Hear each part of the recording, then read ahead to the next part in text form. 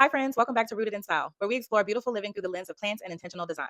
My name is Aaliyah, and I'm a former urban gardener turned plant stylist. I love exploring how plants and intentional design can transform the way we live.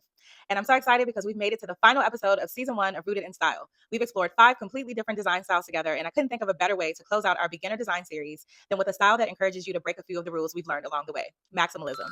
Today, we're talking about one of the boldest design styles in the series. If you've ever believed more plants, more color, and more personality can still feel beautiful when done intentionally, this episode is for you. Maximalism embraces abundance, but with intention. Instead of keeping things simple, this style celebrates layers of color, pattern, texture, art, and of course, plants. Every shelf, every corner, and every wall tells a story. The goal isn't perfection, it's personality. If I had to describe maximalism in 4 words, it would be vibrant, eclectic, fearless, and curated. This style isn't about following rules or buying more things. It's about creating a home that's full of personality and tells your story. Every layer is intentional, every object has meaning, and together they create a space that's both bold and beautifully balanced. This style isn't about matching, it's about creating harmony through contrast and surrounding yourself with pieces that make you happy. Maximalism isn't afraid of color. Rich jewel tones, earthy neutrals, and layered greens create a home that feels vibrant, yet cozy and full of life. The secret is choosing colors that complement one another instead of competing for attention. Texture. Texture is what gives maximalist spaces depth.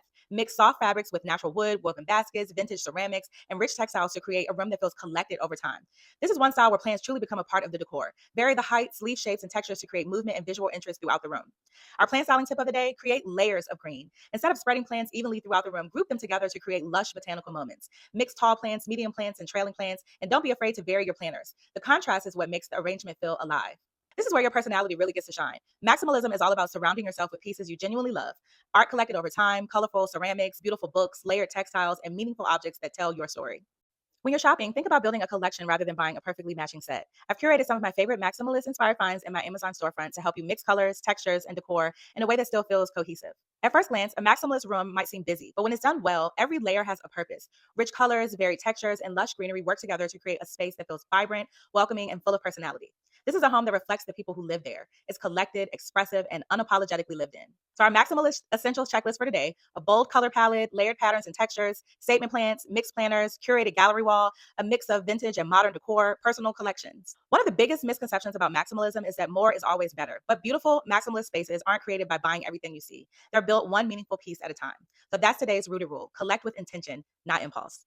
I hope this episode inspired you to embrace a little more color, personality, and greenery in your home. Whether you add one bold plant, a vintage inspired lamp, or start building your own gallery wall, remember that beautiful spaces aren't created overnight. They grow with you. If you'd like to recreate this look, I've linked my favorite maximalist finds in my Amazon storefront.